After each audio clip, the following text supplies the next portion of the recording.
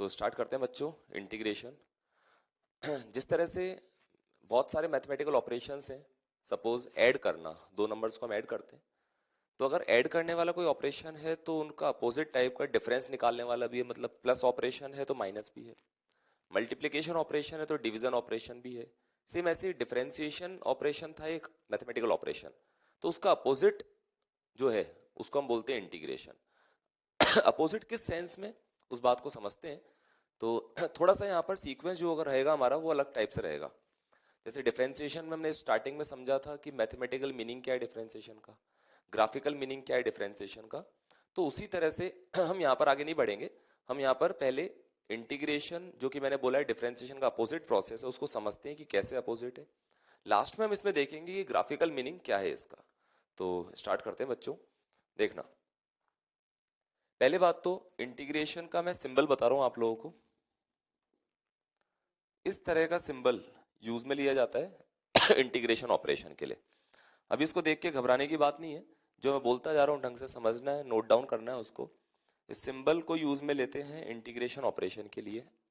जिस भी फंक्शन, मान लो सपोज कोई एक्स का फंक्शन है, फंक्शन ऑफ एक्स, जिस फंक्शन को इंटीग्रेट करना होता है उसको इस सिंबल के बाद लिखते हैं, और जिसके रेस्पेक्ट में इंटीग्रेट करना होता है उसको डी सिंबल के साथ लिखते हैं। जैसे डिफरेंशिएशन में अगर लिखा होता था d by d x of function of x, इसको कैसे रीड करते थे वहां पर इसको हम ऐसे पढ़ते थे, differentiation of function of x with respect to this variable with respect to x. Same उसी टाइप से यहां पर अगर हम देखें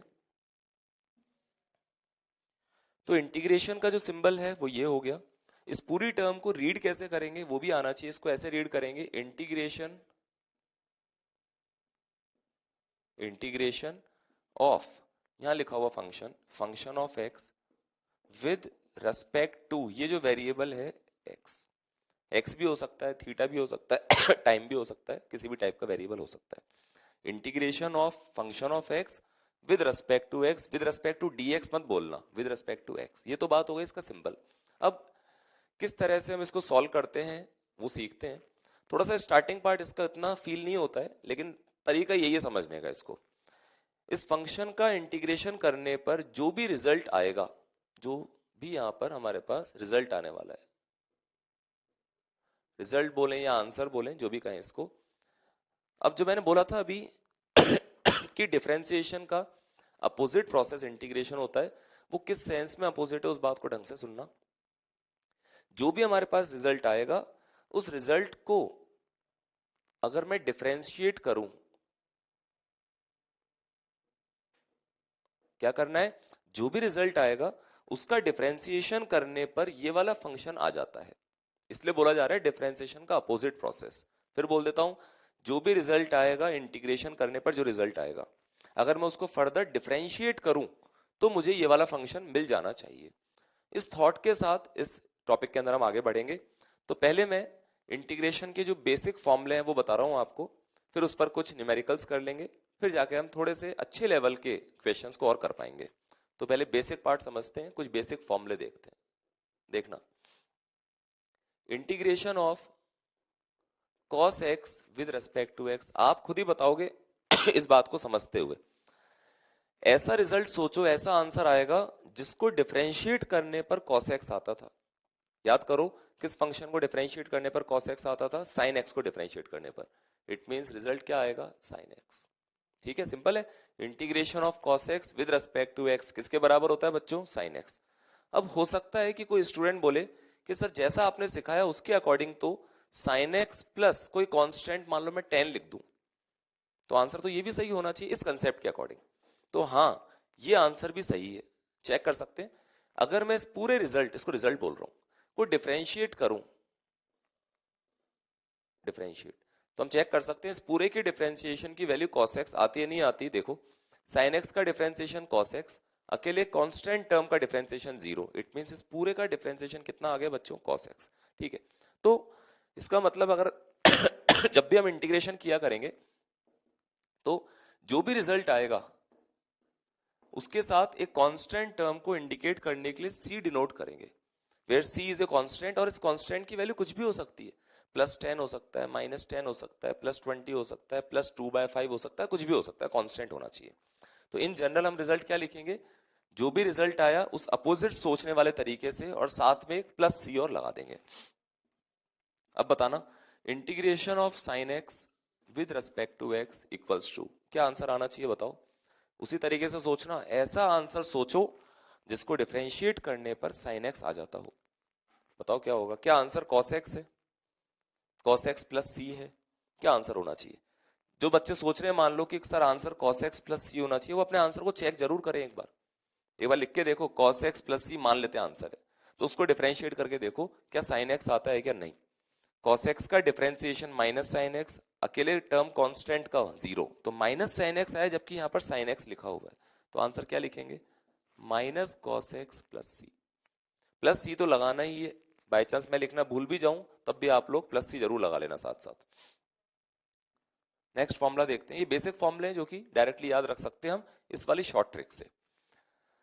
suppose integration of sec x into tan x with respect to x, बताओ बच्चों क्या आना चाहिए आंसर। उसी ट्रिक से सोचो, ऐसा रिजल्ट सोचो जिसको डिफरेंशिएट करने पर sec x into tan x आता था, क्या आएगा result, sec x plus constant तो आना ही है, sec x plus c, check कर सकते हो आप, इसको डिफरेंशिएट करो। अगर डिफरेंशिएशन पर बढ़िया कमांड है तो बहुत अच्छा समझ में आएगा ये। sec x का differentiation sec x tan x, अकेले कांस्टेंट का डिफरेंशिएशन 0। नेक्स्ट देखना, integration of sec square x with respect to x, बताओ बच्चों क्या आना चाहिए, आंसर आएगा tan x plus c, check कर सकते चेक कर सकते हो साथ साथ, tan x का डिफरेंशिएशन sec स्क्वायर x, अकेले कांस्टेंट का 0, तो इस पूरी टर्म का डिफरेंशिएशन करने पर यहाँ लिखा हुआ फंक्शन आ रहा है क्या, हाँ आ रहा है। ठीक है, आगे बढ़ते हैं, इसी में यहाँ लिख लेते हैं। तो क्या क्या हो गया देखना, integration of sine x with respect to x minus cos x, integration of cos x with respect to x sine x, plus constant तो लगाना ही है, integration of sec x tan x equals to sec x, integration of sec square x equals to tan x, integration of cosec square x with respect to x, बता सकते हो।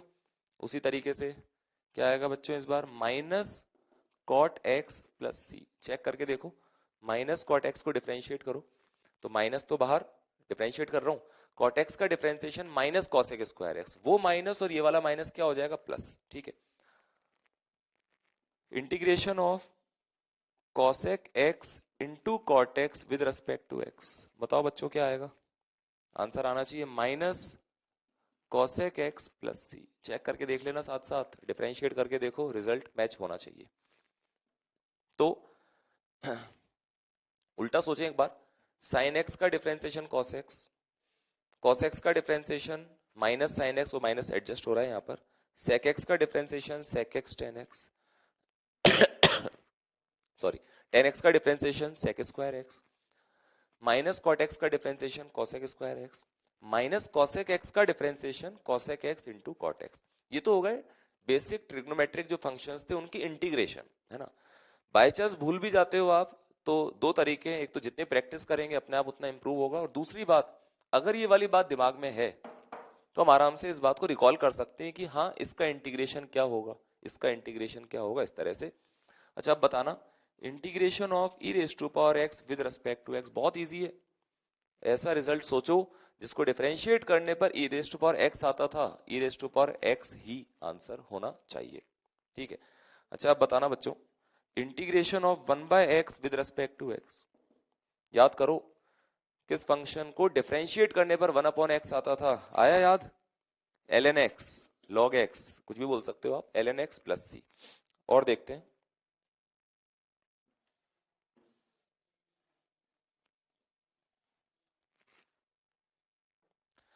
तो basic functions जो हमारे चल रहे हैं उसमें आगे बढ़ते हुए, इंटीग्रेशन ऑफ, ये थोड़ा सा ट्रिकी हो सकता है, x raise to power n with respect to x equals to, जैसे वहां होता था ना differentiation of x raise to power n, उसी तरह से कोई भी x की पावर n जहां पर n is a real number, n कोई रियल नंबर होना चाहिए। सोचो उस तरीके से कि क्या रिजल्ट मैं लिखूं जिसको डिफरेंशिएट करने पर x raise to power n आ जाए, क्या लिखे, मैं लिख के बताऊं, देखना, x raise to power n plus one whole divide by n plus one plus C. इसको भी आप एक फॉर्मूले की तरह याद रख सकते हैं।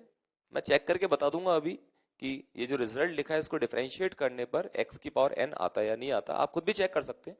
इसको डिफरेंशिएट करो बच्चों, तो इसमें जो डिफरेंशिएशन की बात कर रहा हूं, इसमें जो कांस्टेंट टर्म नीचे वो तो बाहर आ जाएगी, चेक करके दिखा रहा हूं।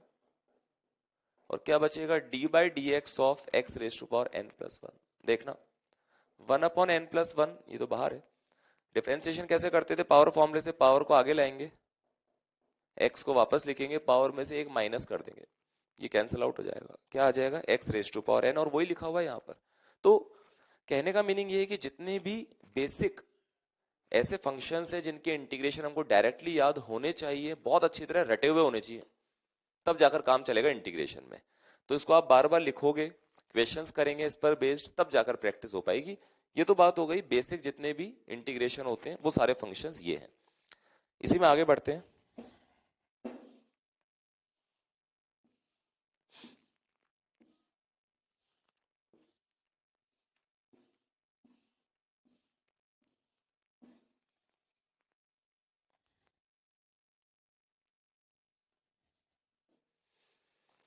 देखना बच्चों, तो बेसिक इंटीग्रेशन वाले फंक्शंस देखने के बाद कुछ और बातें मैं आपको याद दिला दूं, जैसे कि डिफरेंशिएशन में कभी एक अकेला कांस्टेंट लिखा आता था तो उसका डिफरेंशिएशन जीरो होता था।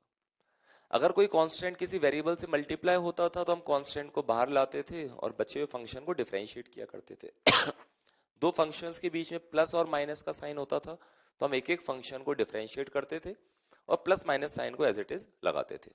उस तरह की बातें अगर मैं यहाँ पर आपको बताऊं तो याद भी रख सकते हो आप, जैसे कि पहली बात, integration of some constant with respect to x. समझते हुए याद रखना है, रटना नहीं है इसको। बिना सोचे समझे जीरो आंसर मत लिखना।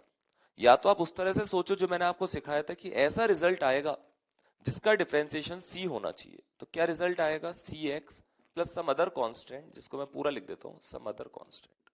चेक कर सकते हो आप, इस पूरे को डिफरेंशिएट करके देखो बच्चों। सी एक्स का डिफरेंशिएशन सी बाहर आ गया, एक्स का वन हो गया, अकेले कांस्टेंट का जीरो, तो पूरी टर्म का डिफरेंशिएशन सी आ रहा है।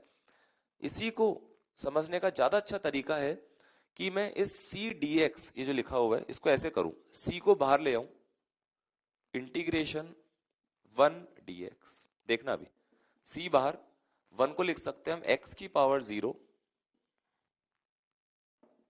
अभी अभी मैंने इंटीग्रेशन में लिखा भी हुआ है बोर्ड पर, पावर वाला फॉर्मूला बताया था, ये रहा। इसको कैसे याद रखना है, एक्स की पावर एन का इंटीग्रेशन करना है तो क्या करेंगे, एक्स की पावर जितनी भी पावर थी उसमें एक जोड़ देंगे, डिवाइड बाय जो भी ये पावर में लिखा है उसी से डिवाइड करेंगे, प्लस सम कांस्टेंट। तो देखना, सॉल्व कर लेते हैं इसको यहीं पर।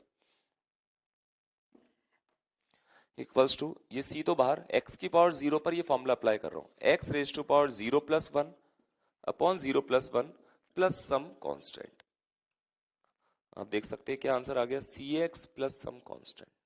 कहने का मीनिंग क्या है, इंटीग्रेशन में अगर कोई कांस्टेंट अकेला आएगा तो उसका इंटीग्रेशन जीरो नहीं होगा, उसका इंटीग्रेशन क्या होगा कि कांस्टेंट बाहर आ जाएगा और वन बचेगा, वन का इंटीग्रेशन एक्स हो जाएगा। ऐसे डायरेक्टली आप याद रख सकते हैं। तो यहां से सीखने की बात ये थी कि integration of one with respect to x equals to x plus constant, ये आप डायरेक्टली चाहे तो याद रख लें। देखना, दूसरी बात, इंटीग्रेशन में अगर कोई कांस्टेंट किसी फंक्शन से मल्टीप्लाई होता है तो कांस्टेंट बाहर आ जाएगा जैसे डिफरेंशिएशन में होता था, और रिमेनिंग जो भी फंक्शन है उसको हम इंटीग्रेट कर लेंगे। ये तो बिल्कुल सेम रूल है जैसे डिफरेंशिएशन में था।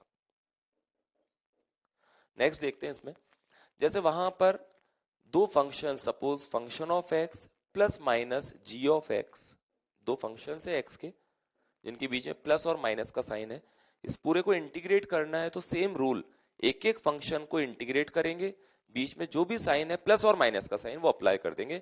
Means integration of function of x with respect to x plus minus integration of g of x with respect to x. इस तरह से हम यूज में ले सकते हैं।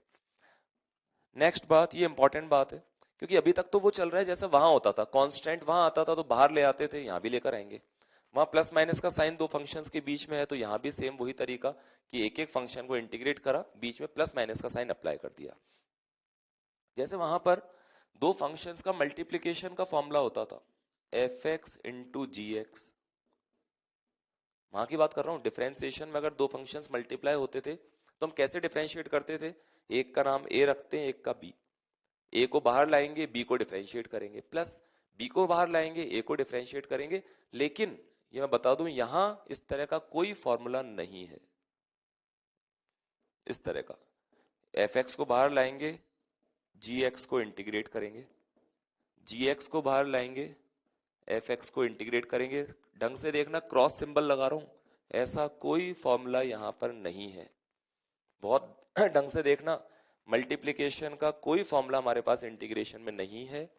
हाँ, अगर इस तरह से आप सॉल्व करते हो तो आप अपने आंसर को चेक जरूर कर सकते हो कि वो गलत है। कोई सा भी क्वेश्चन लेते हुए आप ये प्रोडक्ट फॉर्मूला अगर मन में आता हो इस तरह का तो अप्लाई कर देना एक बार।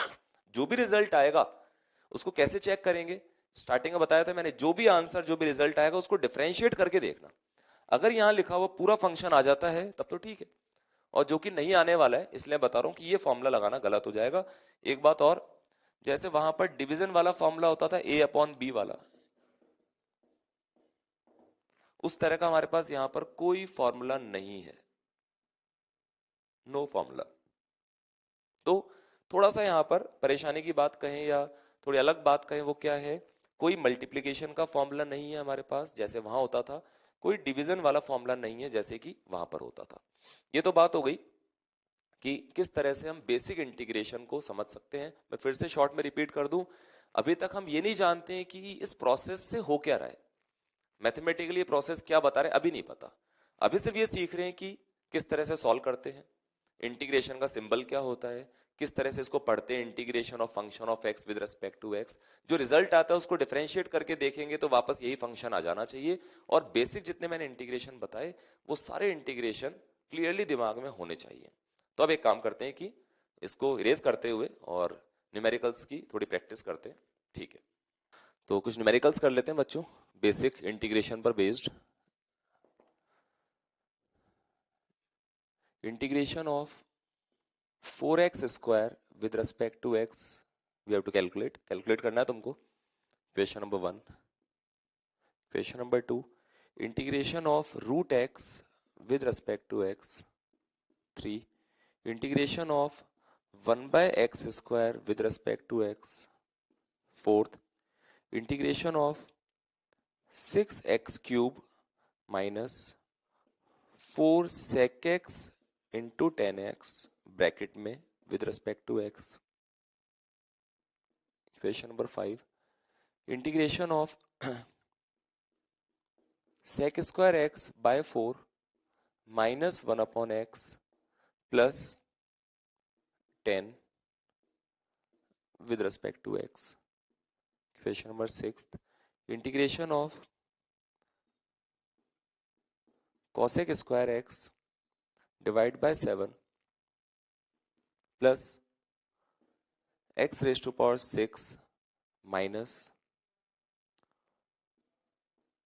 cos x by 14 with respect to x. 7th, integration of 6 e raised to power x minus cosec x into cot x by 2 plus 4 by root x with respect to x. आपको video को pause करते हुए इन 7 questions को attempt करना है, और जो basic integration हमने देखा था उसी पर बेस्ड है सारे क्वेश्चंस। वीडियो को पॉज करते हुए स्टार्ट करें, सॉल्यूशन स्टार्ट करते हैं बच्चों। देखते चलना, कांस्टेंट को बाहर लेकर आ जाएंगे। एक्स स्क्वायर का इंटीग्रेशन करने के लिए x raise to power n का इंटीग्रेशन का जो फॉर्मूला था विच इज एक्स की power n plus one whole divide by n plus one. तो x raise to power n plus one, n कितना है 2, तो प्लस वन करूंगा तो पावर 3, और जो पावर में उसी से डिवाइड करना है plus some constant equals to root x का इंटीग्रेशन करना है तो पहले रूट को हटाकर पावर को हाफ करेंगे। तो यहाँ पर रूट हटाकर पावर हाफ लिख देते हैं। अब क्या दिखाई देगा, x raise to power half का इंटीग्रेशन, तो x raise to power half plus one, और जो पावर में है उसी से डिवाइड करना है प्लस 2। ठीक है, सिंपल सा काम है। इसको सॉल्व करते हैं बच्चों। एक्स स्क्वायर को पहले ऊपर लेकर आएंगे विच इज एक्स की पावर -2, एक्स की पावर -2 पर वो फॉर्मूला अप्लाई करेंगे, x raise to power -2 + 1 means -1 upon -1 plus C. इसको सॉल्व करते हैं बच्चों। यहाँ पर एक एक फंक्शन को इंटीग्रेट करूंगा, बीच में प्लस माइनस का जो साइन है वो लगा देंगे। पहले इंटीग्रेट करते हैं 6x³ को, 6 बाहर आ जाएगा, x³ पर फॉर्मूला लगाएंगे x की पावर n+1/n+1 वाला, तो x³ का हो जाएगा x की पावर 4/4, देन ये माइनस, ये 4 बाहर आ जाएगा, integration of sec x tan x, basic है ये, भूल भी जाओ तो याद करना कि किस फंक्शन को डिफरेंशिएट करने पर sec x into tan x आता था, तो रिजल्ट है sec x, तो 4 तो बाहर आ गया, इसका हो गया sec x plus some constant, ये प्लस सी लगाने की आदत डाल लो। आगे बढ़ते हैं, फिफ्थ वाला पार्ट, sec² x/4 को इंटीग्रेट करेंगे पहले, तो देखना ये 1/4 तो बाहर आ जाएगा बच्चों, और sec² x का इंटीग्रेशन बेसिक पार्ट है, ये भी क्या होता था tan x, देन ये माइनस। अब थोड़ा संभल के 1/x जो है, इसमें कुछ बच्चे ऐसे मिस्टेक करते हैं कि x को ऊपर लेके जाते हैं, तो x की पावर -1 हो जाता है, फिर वो फॉर्मूला अप्लाई करते हैं x की पावर n+1/n+1 वाला, तो देखना x रेज टू पावर -1 का इंटीग्रेशन उस फॉर्मूले से करके देखते हैं, x की पावर -1 + 1 अपॉन -1 + 1, तो अपॉन में वो जीरो बन जाएगा और डिफाइन ही नहीं होगा। तो इसके लिए याद करो अभी बेसिक बताया था, 1/x का इंटीग्रेशन करना है तो ऐसा रिजल्ट सोचो जिसका डिफरेंशिएशन 1/x होता था, मींस ln x प्लस 10, तो प्लस, अब 10 का इंटीग्रेशन करना है, डिफरेंशिएशन नहीं कर रहे हैं, जीरो मत लिख देना, 10 बाहर आ जाएगा, क्या बचेगा 1, 1 का इंटीग्रेशन क्या होता है बच्चों, x प्लस c। सिक्स वाला पार्ट यहाँ सॉल्व कर लेते हैं, cosec² x अपॉन 7 में वो 1/7 तो बाहर आ जाएगा, cosec² x का इंटीग्रेशन बेसिक है माइनस cot x, तो minus cot x/7, then plus x की पावर 6 के लिए फॉर्मूला अप्लाई करेंगे, x raise to power 7/7, then -1/14, -1/14, cos x का इंटीग्रेशन बच्चों क्या होता है sin x, तो यहाँ पर sin x प्लस c, क्या आ गया minus cot x/7 plus x raise to power 7/7 minus sin x/14 plus some constant. Last जो है सेवंथ वाला पार्ट, उसको और देखते हैं, 6 बाहर आ जाएगा, e raise to power x का integration e raise to power x ही होता है, माइनस हाफ बाहर आ जाएगा, cosec x into cot x का इंटीग्रेशन याद करो, बेसिक पार्ट देख सकते हो कॉपी में अभी लिखा होगा, cosec x into cot x का इंटीग्रेशन होता है बच्चों माइनस cosec x, तो प्लस हो जाएगा, और यहाँ पर cosec x आ जाएगा प्लस 4 बाहर आ जाएगा बच्चों, 1/√x का इंटीग्रेशन करना है तो पहले रूट को हटा के पावर क्या लिखेंगे, हाफ, तो 1/x की पावर हाफ, अब x की पावर हाफ को ऊपर ले जाएंगे, x raise to power minus half, उस पर वो पावर वाला फॉर्मूला लगाएंगे, तो x raise to power -1/2 + 1 upon -1/2 + 1 plus some constant c। इस तरह से हम बेसिक इंटीग्रेशन जो है उनको सॉल्व कर सकते हैं। तो इसमें ये तो हो गया बेसिक वाला पार्ट, आगे बढ़ते हैं इंटीग्रेशन में। देखो बेसिक के लिए तो आपको बेसिक फॉर्मूले याद रखने ही पड़ेंगे, बेसिक फॉर्मूले याद होंगे तभी हम इन इंटीग्रेशन को सॉल्व कर सकते हैं। अब आगे बढ़ते हैं, इंटीग्रेशन में जो सेकंड टाइप है वो है इंटीग्रेशन बाय सब्स्टिट्यूशन मेथड, उसको देखते हैं। इंटीग्रेशन बाय सब्स्टिट्यूशन मेथड, ये थोड़ा सा कुछ बच्चों को स्टार्टिंग में डिफिकल्ट लगता है, लेकिन प्रैक्टिस करेंगे तो ये भी बहुत इजी छोटी छोटी बातें हैं। सब्स्टिट्यूशन मेथड में किस तरह से हम सॉल्व करते हैं उसके लिए मैं एक छोटा सा एग्जांपल ले रहा हूँ, उस एग्जांपल की हेल्प से ही समझेंगे इसको। देखना suppose we have to integrate 4x + 6 whole power 10 with respect to x। ढंग से देखना बच्चों, हमको 4x + 6 की होल पावर 10 को इंटीग्रेट करना है। अब जैसे डिफरेंशिएशन में जैसे पहली बार बच्चा जब इसको देख रहा होता है तो दिमाग में आता है कि सर ये तो मैं कर सकता हूँ, जैसे वहां चेन रूल होता था ना कि इस पूरे को x मान लूंगा x की पावर 10 की तरह इंटीग्रेट कर दूंगा, तो नहीं, यहाँ पर कोई चेन रूल नहीं होता है। जैसे यहाँ पर a इंटू बी का कोई फॉर्मूला नहीं है हमारे पास, a/b को इंटीग्रेट करने का कोई फॉर्मूला नहीं है हमारे पास, सेम ऐसे यहाँ पर चेन रूल नहीं है। ठीक है, कैसे करेंगे, उसी का नाम है सब्स्टिट्यूशन मेथड। तो मैं समझाता जा रहा हूँ, एक बार के लिए आप सिर्फ मेरी बात को ढंग से सुनना। 2-3 क्वेश्चंस लगातार मैं एक्सप्लेन करूंगा, फिर मैं आपसे क्वेश्चन सॉल्व करवाऊंगा, तब जाकर ये बहुत बढ़िया हो पाएगा। तो किस तरह से स्टार्ट करेंगे, लेट, इसमें हम क्या करते हैं, मान लेते हैं सपोज 4x प्लस 6 को एक नया वेरिएबल t मान रहा हूं। ठीक है, आप चाहे तो नया वेरिएबल z मान सकते हैं, u मान सकते हैं, कुछ भी इस तरह से अज्यूम कर सकते हैं। तो मैंने मान लिया 4x प्लस 6 एक नया वेरिएबल t है। एक बार के लिए क्या इक्वेशन है उसको भूल जाते हैं। मैं इस वाली इक्वेशन में दोनों तरफ सेम प्रोसेस करने वाला हूं। मैं दोनों तरफ इधर भी टाइम के रेस्पेक्ट में डिफरेंशिएट करने वाला हूं, देखना, या x के रेस्पेक्ट में कर लेते हैं, दोनों तरफ x के रेस्पेक्ट में डिफरेंशिएट कर लेते हैं। तो 4 बाहर, x का x के रेस्पेक्ट में 1, अकेले कांस्टेंट का 0, तो उधर तो हो गया 4। इधर x के रेस्पेक्ट में करूंगा तो dt बाई dx, dx को उधर मल्टीप्लाई कर देते हैं, 4 को इधर ले आते हैं, तो dx कितना हो जाएगा बच्चों, dt बाय 4। चलेगा यहां तक, बढ़िया।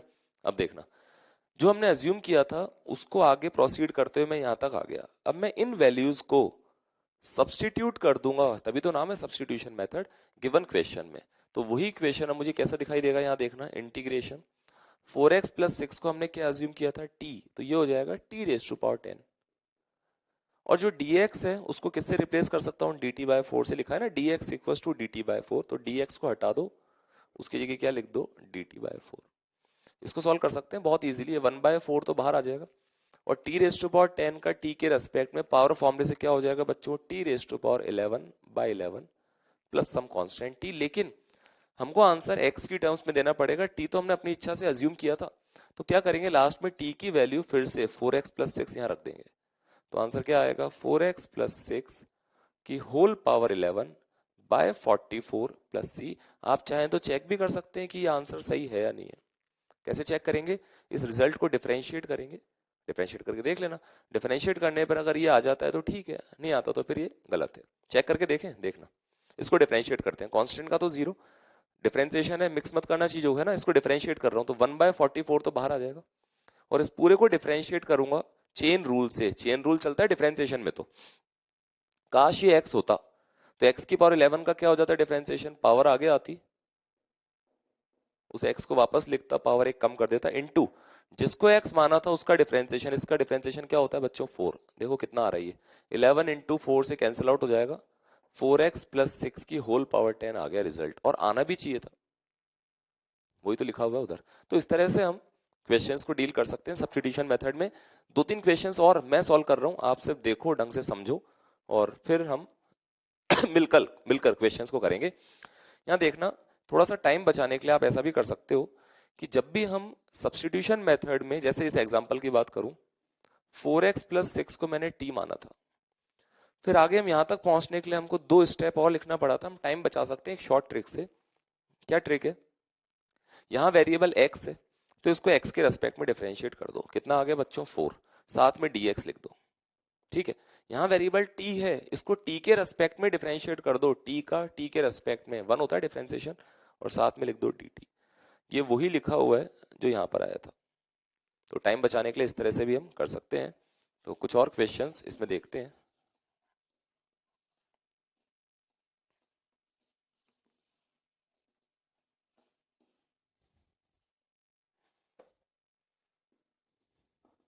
देखना, integration of e raise to power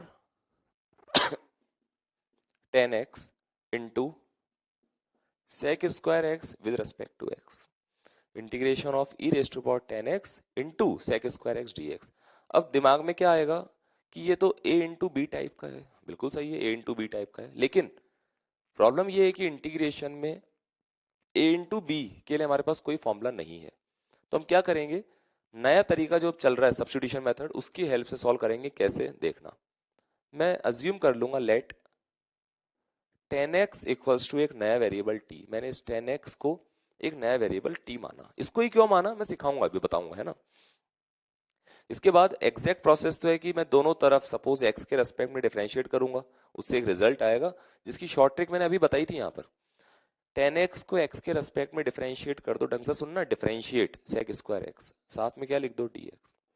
t को t के रेस्पेक्ट में डिफरेंशिएट कर दो 1, साथ में क्या लिख दो dt।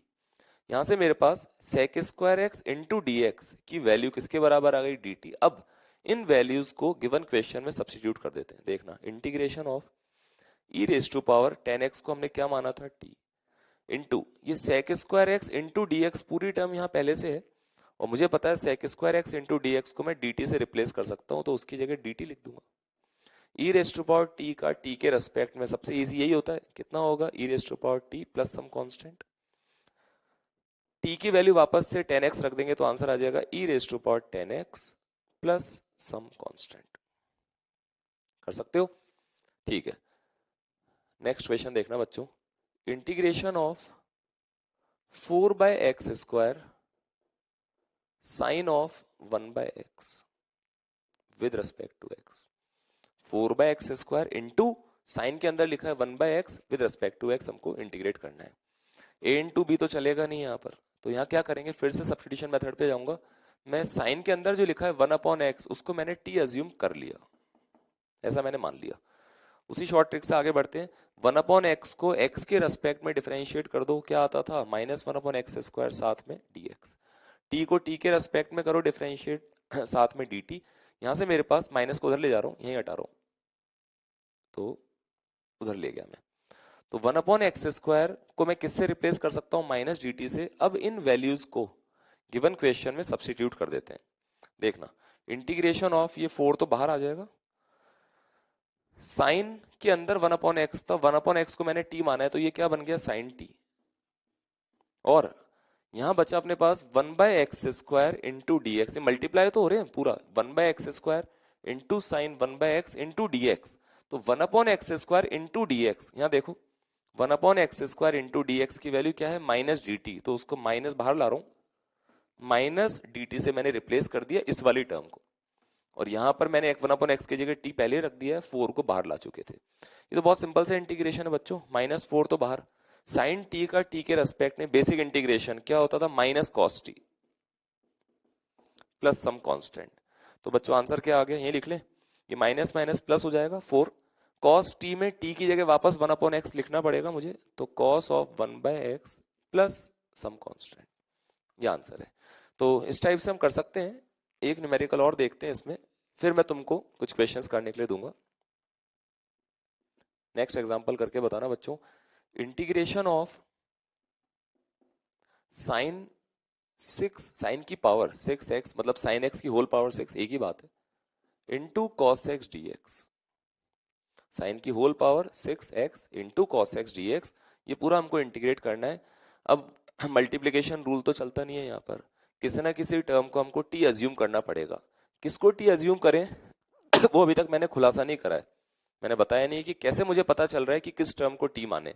तो अभी भी मैं अपने अकॉर्डिंग, फिर मैं एक्सप्लेन करूंगा। अभी सपोज मैंने साइन x को t अज्यूम कर लिया, ठीक है, आगे प्रोसीड करते हैं। साइन x का डिफरेंशिएशन cos x साथ में dx, t का 1 साथ में dt, मतलब मैं cos x इंटू डी को dt से रिप्लेस कर सकता हूँ। इन वैल्यूज को सब्स्टिट्यूट करते हैं। इंटीग्रेशन ऑफ साइन x को मैंने t माना है, उसकी power 6, t raise to power 6, और आप देखें cos x इंटू डी किसके इक्वल है, dt, तो इसकी जगह dt। ये तो सिंपल सा इंटीग्रेशन है, basic integration. Power formula apply करेंगे, t raise to power 7/7 plus some constant, और लास्ट में t को फिर से रिप्लेस करना पड़ेगा। तो t क्या था, साइन x, तो t की जगह रख देंगे साइन x की पावर 7/7 प्लस सम कांस्टेंट, ये हमारा आंसर है। तो इस टाइप से हम सब्स्टिट्यूशन मेथड में प्रोसीड करते हैं। आप ये जरूर सोचना, जितने भी न्यूमेरिकल्स मैंने कराए हैं आपको, कि मुझे कैसे पता चल रहा है कि किस टर्म को t मानना है। जैसे इस क्वेश्चन में मुझे क्या पता कि 10x को t मानना है, मैंने क्यों माना, कुछ तो मेरे दिमाग में थॉट प्रोसेस चल रहा होगा। हो सकता है कोई बच्चा बोले सर मैं तो है ना sec स्क्वायर x को t मानूंगा, हो सकता है कोई बोले सर मैं तो e की पावर 10x पूरी टर्म को t मानूंगा। लेकिन किसी भी क्वांटिटी को रैंडमली t मानने से आंसर नहीं आएगा। हर क्वेश्चन में कुछ ना कुछ खास बात थी कि एक ऐसी टर्म को t मानना था जिससे आगे प्रोसीड करने पर वो इंटीग्रेशन बेसिक इंटीग्रेशन में कन्वर्ट हो जाए। अब वो कैसे, आप थोड़ा सा सोचो और मैं आपको कुछ क्वेश्चंस और देता हूं, फिर मिलके करेंगे सॉल्व उसको। तो बच्चों और क्वेश्चंस करते हैं सब्स्टिट्यूशन मेथड पर बेस्ड। और मैं चाहता हूं इस बार आप वीडियो को पॉज करते हुए हर क्वेश्चन के बाद पॉज करें और थोड़ा सा खुद सोचें कि किस टर्म को t मानना है और उसको सॉल्व करने की कोशिश करें।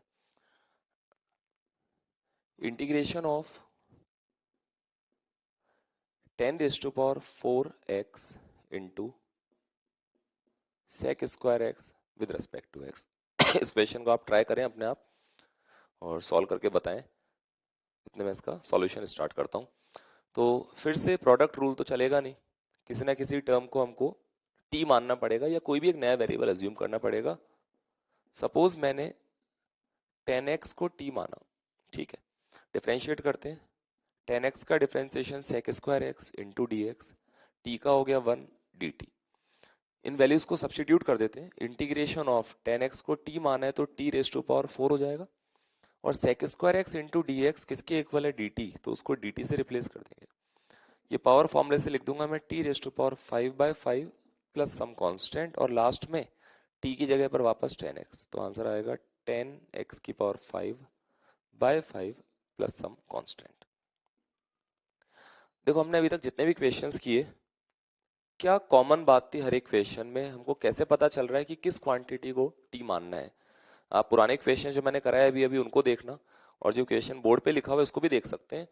अब ढंग से सुनना, ऐसी टर्म को टी मानना है जिसका डिफरेंशिएशन गिवन क्वेश्चन में ही dx के साथ मल्टीप्लाई हो रहा हो। फिर बोल देता हूं, ऐसी टर्म को टी अज्यूम करेंगे, देखते जाना, ऐसी टर्म को टी अज्यूम करेंगे जिसका डिफरेंशिएशन क्या होता है, 10x का डिफरेंशिएशन sec स्क्वायर एक्स, जिसका डिफरेंशिएशन क्वेश्चन में ही dx के साथ मल्टीप्लाई होता हुआ नजर आए। बस इतनी सी बात है। आप चाहो तो पुराने क्वेश्चंस जो अभी किए थे उनको देखना, सब में मैंने जैसे एक सवाल कराया था मैंने अभी, integration of e⁻10x into sec square x dx, उसमें भी ये किया था, 10x को t माना था। उससे क्या फायदा हुआ कि एक तो बन गया वो e की पावर t जो कि बेसिक है, और 10x को t मानने से उस 10x का डिफरेंशिएशन sec स्क्वायर एक्स उस क्वेश्चन में ही dx के साथ मल्टीप्लाई हो रहा था। तो इस ट्रिक से हम कर सकते हैं, और क्वेश्चन करके देख लेते हैं बच्चों। इंटीग्रेशन ऑफ, सपोज इस बार लिखा हुआ है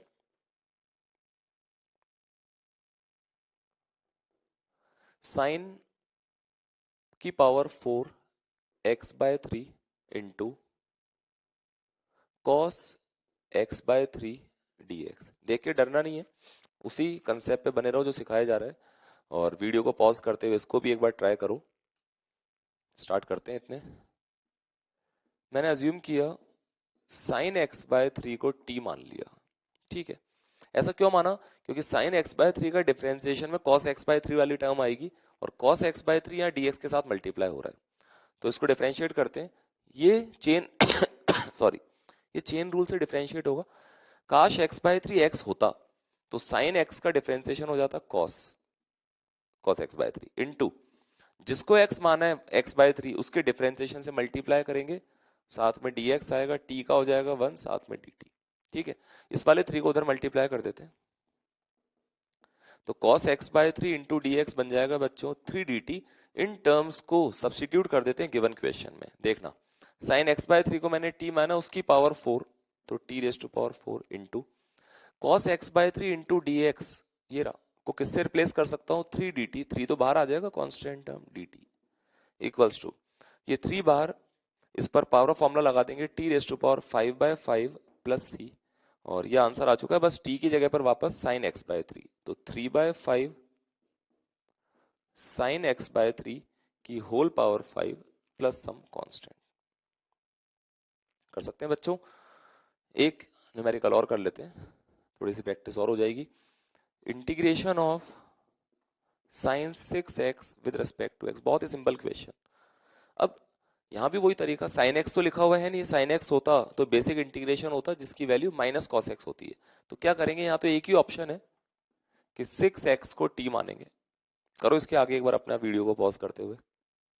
हाँ, तो डिफरेंशिएट करें दोनों तरफ, 6x का डिफरेंशिएशन 6, साथ में dx, t का हो गया 1, साथ में dt।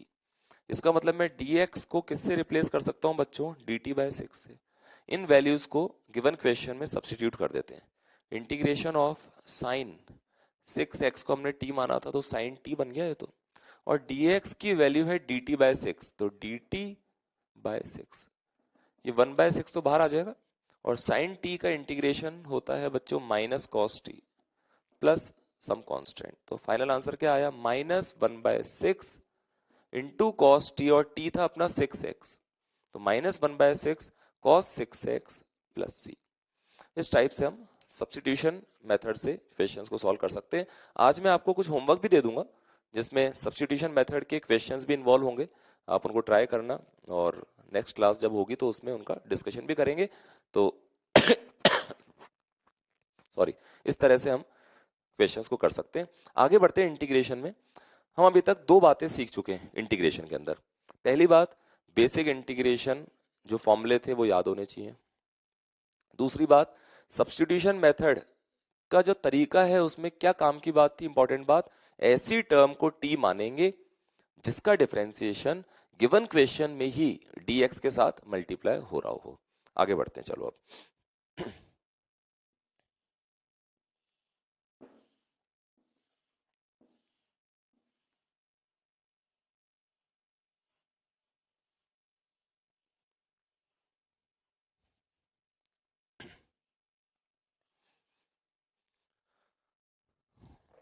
अब पढ़ते हैं बच्चों इंटीग्रेशन में chain rule.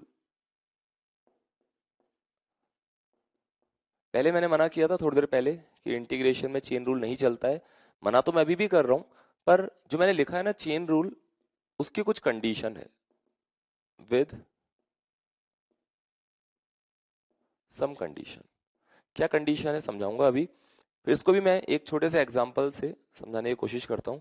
Integration of 6x+8 की power 10 with respect to x। देखो, जो भी हम क्वेश्चन चेन रूल से करेंगे वो सारे क्वेश्चंस हम सब्स्टिट्यूशन मेथड से बहुत इजीली कर सकते हैं, बस चेन रूल से थोड़ा सा समय बच जाएगा हमारा। और चेन रूल सारे क्वेश्चंस में एप्लीकेबल नहीं है, कुछ कंडीशन है, वो कंडीशन बताऊंगा अभी। पहले किस तरह अप्लाई करना है वो सिखाता हूँ, फिर कंडीशन बताऊंगा। देखना, इसको देखते ही दिमाग में आएगा कि काश, यहाँ भी वही काश वाला मेथड, कि ये पूरी टर्म काश एक्स होती। एक बार के लिए मनी मन इस पूरी टर्म को एक्स की तरह सोचो, तो एक्स की पावर 10 लिखा हुआ दिखाई देगा मुझे। एक्स की पावर 10 का इंटीग्रेशन कर दो, तो जिसको एक्स माना है उसको लिखो एक्स की पावर, पावर फॉर्मूला इंटीग्रेशन की बात चल रही है, एक्स की पावर 10 का एक्स की पावर 11/11, ये तो हो गया। इसको एक्स मानते हुए हमने इंटीग्रेट कर दिया। डिवाइड बाय, डिवाइड करेंगे यहां पर, जबकि डिफरेंशिएशन में क्या करते थे, मल्टीप्लाई। जिसको एक्स माना है उसके डिफरेंशिएशन से, ढंग से सुनना, डिफरेंशिएशन, जिसको एक्स माना है उसके डिफरेंशिएशन से डिवाइड करेंगे। 6x+8 में 6x का तो हो जाएगा 6, और अकेले 8 का हो जाएगा 0, प्लस सम कांस्टेंट। तो बच्चों आंसर क्या आ जाएगा, 6x+8 की whole power 11 upon 66 plus some constant. इतनी सी बात है। और जो मैं कंडीशन की बात कर रहा हूं विद सम कंडीशन, उस बात पर आता हूं। इस तरीके से चेन रूल की मेथड से हम तभी क्वेश्चंस को सॉल्व कर सकते हैं जब, कंडीशन सुनना अब, जिस टर्म को हम x मानने की कोशिश कर रहे हैं, इस वाले क्वेश्चन में मैंने x जो अज्यूम किया था वो किस टर्म को किया था, 6x+8 को। तो जिस टर्म को हम x मानना चाह रहे हैं वो टर्म लीनियर फंक्शन होना चाहिए। आप देख सकते हैं ये कैसा फंक्शन है, लीनियर फंक्शन, जैसे इक्वेशन स्ट्रेट लाइन टाइप की होती थी ना, उस टाइप का फंक्शन होना चाहिए, तब जाकर चेन रूल की मेथड से, इस वाले मेथड की हेल्प से आंसर सही आता है। तो और क्वेश्चंस करते हैं जिसमें चेन रूल को यूज में लेंगे, और कंडीशन भी मैं हर बार बताता चलूंगा आपको। देखो, इंटीग्रेशन ऑफ साइन के अंदर लिखा है 6x+4 with respect to x। एक मेथड तो हो गया सब्स्टिट्यूशन मेथड कि 6x+4 को t मान लेंगे, फिर जो तरीका मैंने सिखाया था उस से प्रोसीड करते हुए आंसर तक पहुंच जाएंगे। चेन रूल की हेल्प से टाइम बचा सकते हैं, और अप्लाई कर सकते नहीं कर सकते चेन रूल वो भी देखना। काश ये पूरी टर्म x होती, जिस टर्म को मैं x मान रहा हूं उस पर नजर डालो बस, क्या वो इतना पार्ट अपने आप में लीनियर फंक्शन है क्या, हाँ लीनियर फंक्शन है ये। तो साइन, इसको x की तरह ट्रीट करते हुए साइन x लिखा हुआ है, थोड़ी देर के लिए चेन रूल लगा रहा हूं, इसको x मानते हुए साइन x का इंटीग्रेशन होता है माइनस कॉस x। असली वाला x मत लिख देना, जिसको x मान रहे हैं वही लिखना है। डिवाइड बाय, या डिवाइड करते हैं, जिसको x माना है उसके डिफरेंशिएशन से डिवाइड करेंगे। 6x+4 का डिफरेंशिएशन कितना हो जाएगा बच्चों, 6 प्लस सम कांस्टेंट। सिंपल है, इजी है। चलो इस बार करके बताना अपने आप। Integration of sine 8x with respect to x, बहुत सिंपल दिया है, integration of sine 8x with respect to x। कैसे करेंगे, काश ये 8x x होता, और जिसको मैं x मानने की सोच रहा हूँ 8x, वो अपने आप में लीनियर पार्ट है, पावर 1 वाला फंक्शन है, तो x की तरह ट्रीट करते हुए साइन x दिखाई दे रहा है मुझे।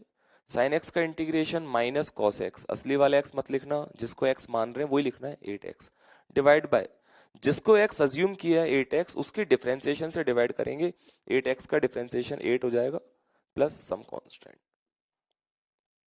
ठीक है, चलेगा, सिंपल है। एक लास्ट और कर लेते हैं इसमें, आप करना वीडियो पॉज करते हुए। Integration of suppose sec 6x plus 3 into 10 6x plus 3 with respect to x, sec 6x plus 3 into 10 6x plus 3 into dx। तो एक मेथड तो सब्स्टिट्यूशन मेथड है ही हमारे पास, 6x प्लस 3 को t मानेंगे और सब्स्टिट्यूशन मेथड से सॉल्व कर लेंगे। चेन रूल से कैसे करें, काश ये 6x प्लस 3 x होता, और मान सकता हूं मैं क्योंकि 6x प्लस 3 अपने आप में एक लीनियर पार्ट है, लीनियर फंक्शन है। तो एक बार के लिए 6x प्लस 3 को x की तरह ट्रीट करके इक्वेशन को पढ़ के देखो, क्या दिखाई देगा, integration of sec x tan x, ये तो बेसिक था, sec x tan x का इंटीग्रेशन बच्चों sec x होता है, तो sec जिसको x माना है वही लिखना है, डिवाइड बाय जिसको x माना है उसके डिफरेंशिएशन से डिवाइड करेंगे, तो 6x प्लस 3 का डिफरेंशिएशन 6 प्लस सम कांस्टेंट। एक क्वेश्चन और बता रहा हूं जिसमें चेन रूल नहीं लगेगा, और लगाएंगे तो गलत आंसर आएगा। जैसे इंटीग्रेशन है suppose sine of x square, ध्यान रखना, किस बात का ध्यान रखना है, साइन स्क्वायर एक्स और साइन ऑफ एक्स स्क्वायर अलग अलग बातें हैं। कुछ बच्चों को लगता है सर ये तो सेम लिखा हुआ है, इसका मीनिंग तो है sine x into sine x, जबकि इसका मीनिंग है साइन के अंदर एक्स इंटू एक्स, दोनों अलग अलग चीजें। तो यहां लिखा है साइन के अंदर एक्स स्क्वायर। अब कोई बच्चा सोचे ऐसे कि सर काश ये एक्स होता, मान लो उस बच्चे ने मान लिया और इस तरह सॉल्व कर लिया, एक बार के लिए गलत सॉल्व कर रहा हूं पर फिर भी सिखाने के लिए, काश ये एक्स होता तो साइन एक्स दिखाई देता, साइन एक्स का हो जाएगा integration minus cos x upon जिसको एक्स माना है उसके डिफरेंशिएशन से डिवाइड कर दिया। मैं बोलूंगा कि ये गलत है, और यहां पर चेक करने की फैसिलिटी हमेशा है। ये जो रिजल्ट आया इसको आप डिफरेंशिएट करके देखो, ए अपॉन बी फॉर्मूले से डिफरेंशिएट, अगर इसको डिफरेंशिएट करने पर ये आ जाएगा तो ठीक है आप करके देख सकते हैं, नहीं आएगा डिफरेंशिएट करने पर। तो सीखने की बात क्या है, चेन रूल हर क्वेश्चन में एप्लीकेबल नहीं है, यहाँ पर इंटीग्रेशन में उन्हीं क्वेश्चंस में लगा सकते हैं जिसमें हम जिस टर्म को x मानने की सोच रहे हैं वो अपने आप में एक लीनियर फंक्शन होना चाहिए। ठीक है बच्चों, तो इसमें सब्स्टिट्यूशन मेथड या चेन रूल दोनों ही तरह से हम इस टाइप के क्वेश्चंस को कर सकते हैं डील। इसी इंटीग्रेशन में आगे बढ़ते हैं और एक स्पेशल टाइप का इंटीग्रेशन, बेसिकली एक क्वेश्चन एक न्यूमेरिकल है जो कि बार बार यूज में आता है, कई बार एग्जाम में भी यूज में आता है, कई बार वो जब हम मॉड्यूल या शीट जिसको हम बोलते हैं अटेम्प्ट करेंगे उसमें यूज में आएगा, आप लोगों को डीपी में मिलेगा उसका डिस्कशन करेंगे, उसमें तो बहुत बार यूज में आता है। तो मैं डायरेक्ट क्वेश्चन की फॉर्म में बता रहा हूँ उसको। सपोज हमको इंटीग्रेशन करना है साइन स्क्वायर एक्स का एक्स के रेस्पेक्ट में सिंपल सा सवाल है। अब अलग अलग तरह के बच्चे हो सकते हैं, हो सकता है कोई बच्चा इसका आंसर ऐसे लिखे कि सर मैं तो इसमें है ना सीधे पावर फॉर्मूला लगा दूंगा sine cube x by 3 plus C, मैं बोलूंगा ये गलत है, और चेक भी कर सकते हैं इसको डिफरेंशिएट करके देखो, नहीं आएगा। कोई बच्चा बोले ये तो पहला मेथड हो गया जो कि गलत है, दूसरा कोई बच्चा हो सकता है ये कहे कि सर मैं तो सब्स्टिट्यूशन मेथड से ऐसे करूंगा कि साइन एक्स को टी मान लूंगा, करके देख लेते हैं ना, पता चल जाएगा। मान लिया साइन एक्स को टी, दोनों तरफ डिफरेंशिएट करते हैं, cos x dx equals to dt, इन वैल्यूज को पुट कर देते हैं, इंटीग्रेशन ऑफ साइन एक्स को t माना था टी स्क्वायर, dx की वैल्यू यहां से आ जाएगी dt बाय cos x, ये तो और आफत हो गई, दो दो वेरिएबल आ गए इसके अंदर, t भी आ गया x भी आ गया, तो ये तरीका भी सही नहीं है। इसलिए तो मैं बोल रहा हूँ कि इस टाइप के क्वेश्चंस में कुछ बच्चों को स्टार्टिंग में प्रॉब्लम आती है, लेकिन एक बार जब सीख जाएंगे तो फिर वो दिमाग में फिट हो जाएगा। वो कैसे करेंगे वो देखना, हमने एक फॉर्मूला देखा है बच्चों cos 2 थीटा वाला, थीटा की जगह x लिख रहा हूँ, cos 2 x का एक फॉर्मूला था 1 minus 2 times sign square x, याद है सबको। पहले मैं क्या काम करूंगा, यहां से इस फॉर्मूले से साइन स्क्वायर एक्स की वैल्यू मेरे पास आ रही है 1 minus cos 2x whole divide by 2। तो इंटीग्रेशन स्टार्ट करने से पहले, इसको सॉल्व करने से पहले साइन स्क्वायर एक्स की वैल्यू ये उठाकर पुट कर देते हैं। तो 1/2 माइनस कॉस 2x/2, इस 2 को अलग अलग डिवाइड कर दिया मैंने विद रिस्पेक्ट टू x। अब करते हैं इंटीग्रेट। अकेला कांस्टेंट है 1/2, तो 1/2 बाहर आ जाएगा, एक तरह से 1 बचेगा। 1 का इंटीग्रेशन क्या होता है बच्चों, x माइनस ये वाला बाई 2 बाहर आ जाएगा, इंटीग्रेशन क्या बचेगा 2x का। अब देखना x/2 माइनस 1/2 इंटू ये वाला जो पार्ट है, इसको बहुत आराम से हम सब्स्टिट्यूशन मेथड से भी कर सकते हैं, चेन रूल से भी कर सकते हैं। कैसे, काश ये 2x वाली टर्म x होती, और मान सकते हैं क्योंकि वो 2x अपने आप में लीनियर पार्ट है। तो अगर ये x होता तो मुझे cos x नजर आता। cos x का इंटीग्रेशन बच्चों sin x होता है, असली वाला x नहीं लिखना, जिसको x माना है वही आएगा यहाँ पर, इस बात का ध्यान रखना। तो cos x का integration sin x divide bye, chain rule चल रहा है, इसमें डिवाइड करते हैं इंटीग्रेशन में, डिवाइड बाय जिसको x माना है उसका डिफरेंशिएशन 2 प्लस सम कांस्टेंट। तो आंसर क्या आ गया, x/2 minus sine 2x/4 plus some constant. कर सकते हो। चलो इसी टाइप का एक न्यूमेरिकल करके बताना, integration of cos square x with respect to x. Video को पॉज करते हुए अपने आप इसको ट्राई करें एक बार, देखते हैं इसका सॉल्यूशन। कॉस स्क्वायर एक्स का इंटीग्रेशन करना है तो सबसे पहले मैं कॉस 2x का वो फॉर्मूला यूज में लूंगा जिसमें कॉस स्क्वायर एक्स आएगा, ये वाला। कॉस 2 थीटा के 3 फॉर्मूले बताए थे, उसमें एक ये भी था। यहां से आप देखो कॉस स्क्वायर एक्स की वैल्यू आ गई 1 प्लस कॉस 2x/2। अब मैं कॉस स्क्वायर एक्स का इंटीग्रेशन करने से पहले इसकी जगह पर ये रख दूंगा 1/2 plus cos 2x/2 with respect to x। अब बहुत इजीली इंटीग्रेट कर सकते हैं इसको। 1/2 का इंटीग्रेशन बच्चों x/2 हो जाएगा, प्लस ये वाला 1/2 बाहर आया, cos 2x का जैसे यहां बताया था अभी चेन रूल से, cos 2x का क्या हो जाएगा sin 2x/2 plus some constant. तो आंसर आ गया x/2 plus sin 2x/4 4 plus some constant. तो इस तरह से हम इस स्पेशल क्वेश्चन को इजीली सॉल्व कर सकते हैं, और ये बहुत बार यूज में आएगा, बार बार यूज में आएगा। इसको आप फिट कर लो कि ऐसे ही करना है, और कोई तरीका नहीं है हमारे पास इसको सॉल्व करने का। तो इंटीग्रेशन में क्या क्या सीख लिया फिर से याद करें। बेसिक इंटीग्रेशन देख चुके हैं, इंटीग्रेशन सब्स्टिट्यूशन मेथड से हम देख चुके हैं, इंटीग्रेशन में चेन रूल स्पेशल कंडीशन में वो भी पढ़ लिया हमने, और एक स्पेशल टाइप का question integration of sine square x, integration of cos square x, वो भी देख लिया है। अब हम इस बारे में बात करेंगे कि इंटीग्रेशन जो हमने पढ़ा है वो ग्राफिकली किस बात को रिप्रेजेंट करता है। एक बात और क्लियर कर दूं, हमने जो इंटीग्रेशन पढ़ा है अभी तक उसका सही नाम जो होता है वो होता है इनडेफिनेट इंटीग्रेशन। अब जो हम पढ़ने वाले हैं वो है डेफिनेट इंटीग्रेशन। और क्या है वो डेफिनेट इंटीग्रेशन, क्यों उसका नाम डेफिनेट है, क्यों इसका नाम इनडेफिनेट था, उसको भी समझेंगे। तो बच्चों अब इंटीग्रेशन में जो सेकेंड पार्ट मान सकते हो आप इंटीग्रेशन का, वो स्टार्ट करते हैं। इसका नाम है डेफिनेट इंटीग्रेशन।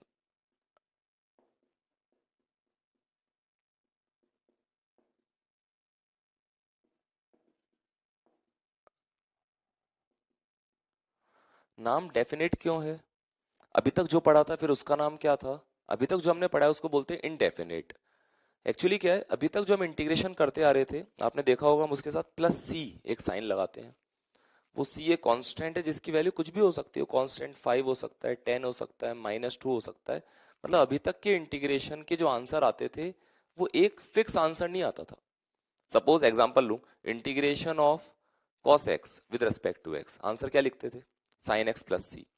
हो सकता है कोई बच्चा बोले कि सर आंसर है sin x प्लस 10, हाँ सही बात है आंसर है। sin x प्लस 4 ये भी आंसर है, sin x -2 ये भी सही आंसर है। तो एक ही इंटीग्रेशन के बहुत सारे आंसर आते थे, इसलिए हम उसको बोलते थे इनडेफिनेट। डेफिनेट आंसर एक नहीं आता था। अब क्या होने वाला है, अब जो रिजल्ट आएगा वो एक डेफिनेट आंसर आएगा, बहुत सारे आंसर्स नहीं आएंगे एक सिंगल इंटीग्रेशन के। इसलिए इसका नाम क्या रखा हुआ है, डेफिनेट इंटीग्रेशन। क्या होता है ये, उस बात को मैं इस टॉपिक के बाद समझाऊंगा कि ग्राफिकल मीनिंग क्या है इंटीग्रेशन का। एक बार सिर्फ सॉल्व करना सीखते हैं इसको। सबसे पहले इसका जो सिंबल है वो बिल्कुल सेम वही है, इंटीग्रेशन वाला सिंबल। कोई फंक्शन है सपोज एफ एक्स, जिसका इंटीग्रेशन एक्स के रेस्पेक्ट में करना है, सब कुछ सेम लिखा हुआ है। यहाँ ये जो इंटीग्रेशन का साइन है इसके नीचे और ऊपर भी कुछ लिखा जाता है। कैसे, यहाँ हम लिखते हैं एक्स इनिशियल, यहाँ हम लिखते हैं एक्स फाइनल। इस एक्स इनिशियल को बोलते हैं लोअर लिमिट, एक्स फाइनल को बोलते हैं अपर लिमिट। ठीक है, ये तो उसको रिप्रेजेंट करने का तरीका है। क्या मीनिंग है लोअर लिमिट अपर लिमिट का, वो मेरी जिम्मेदारी है, मैं समझाऊंगा बाद में, है ना। किस तरह से सॉल्व करते हैं उसके लिए मैं एक छोटा सा एग्जांपल ले रहा हूं। Suppose we have to integrate x square with respect to x. यहाँ लिखा हुआ है एक्स इक्वल्स टू 1, यहाँ लिखा हुआ है एक्स इक्वल्स टू 2।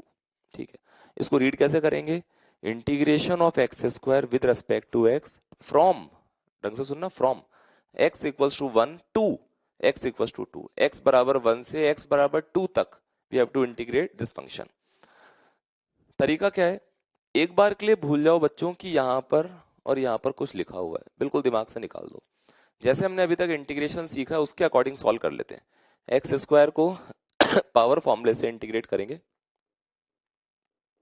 ठीक है, उसके बाद इस तरह बड़ा बॉक्स बनाते हुए, ब्रैकेट बनाते हुए, ये x बराबर 1, x इक्वल्स टू 2 इस तरह से नोट करेंगे। देन अब ढंग से देखना, सबसे पहले इस रिजल्ट में जो रिजल्ट आया, x की जो अपर लिमिट है, देख सकते हैं अपर लिमिट, यहाँ पर क्या लिखा हुआ है 2, तो इस रिजल्ट में जहां भी x दिखाई दे रहा है उसको x बराबर 2 से रिप्लेस कर दो। तो x की जगह 2 रख दो, 2 का क्यूब बाय 3 प्लस सी, ये क्या आया, रिजल्ट की वैल्यू आ गई अपर लिमिट के करस्पॉन्डिंग, माइनस, माइनस लगाना होता है इसमें। अब इसी रिजल्ट में लोअर लिमिट की वैल्यू पुट कर देंगे, तो x को 1 से रिप्लेस कर दो, 1 का क्यूब बाय 3 प्लस सी।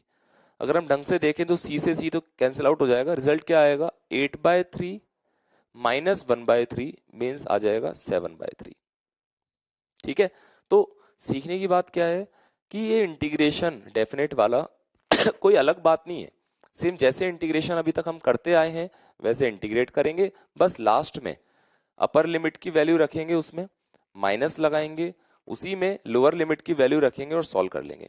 एक चीज और सीख सकते हैं, जब भी हमको दिखाई दे कि लिमिट वाला सवाल है, मतलब डेफिनेट इंटीग्रेशन है, हम उसमें नॉर्मल इंटीग्रेशन जब करें तो सी मत लिखो, क्योंकि सी से सी तो वैसे ही कैंसिल आउट होना है।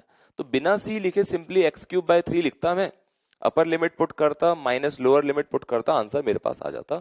एक न्यूमेरिकल और देखते हैं इसमें। Suppose we have to integrate 2 sin x with respect to x from 0 to pi by 2। ठीक है, ये सॉल्व करना है। कई बार क्या होता है वो शॉर्ट में ऐसे लिख देते हैं 0 पाई बाय 2, जैसे मैंने यहाँ तो पूरा डिटेल में लिखा था ना, x इक्वल्स टू 1, x बराबर 2। अधिकतर क्वेश्चंस में आप ऐसे ही देखोगे। बाय डिफॉल्ट इसका मतलब क्या है, ये लोअर वैल्यू है किसकी, जिसके रेस्पेक्ट में इंटीग्रेशन हो रहा है, मतलब एक तरह से ये x इनिशियल हो गया और ये हमारे लिए x फाइनल हो गया। ठीक, कैसे सॉल्व करेंगे, लिमिट्स दिमाग से निकाल दो, भूल जाओ लिमिट्स को, सिंपली इसको सॉल्व कर लो। 2 बाहर आ जाएगा, साइन एक्स का इंटीग्रेशन होता है बच्चों माइनस कॉस एक्स, प्लस सी लिखने की रिक्वायरमेंट नहीं है क्योंकि मैं लिमिट पुट करने वाला हूं लोअर लिमिट अपर लिमिट। ये लिमिट्स एक्स की वैल्यूज होती हैं, तो इसके अंदर रिजल्ट जो आया पहले मैं अपर लिमिट पुट करूंगा, तो जहां भी एक्स दिखेगा उसकी जगह अपर लिमिट रख दो। तो ये लिखा हुआ है -2 कॉस एक्स की जगह pi by 2 bracket, then minus x की जगह लोअर लिमिट -2 कॉस 0, सॉल्व कर लेते हैं। कॉस पाई बाय 2 रेडियन में लिखा है तो डिग्री में वो कितना हो जाएगा, वो 90 डिग्री, तो ये वाली टर्म तो हो गई 0, कॉस 90 0 होता है, माइनस माइनस प्लस हो गया वो वाला 2, और कॉस 0 की वैल्यू 1 होती है, तो हमारा आंसर क्या आ गया 2। आप देख सकते हैं इसमें एक पर्टिकुलर डेफिनेट आंसर आ रहा है। यह आंसर रिप्रेजेंट क्या कर रहा है उस बात को थोड़ी देर में समझेंगे, बाकी सॉल्व करना तो आना चाहिए इस तरह से।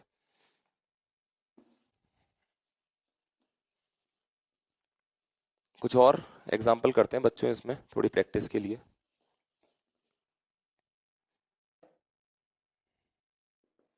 Integration of e raise to power x with respect to x from 0 to 1, इसको पॉज करते हुए सॉल्व करो एक बार, स्टार्ट करते हैं सॉल्यूशन।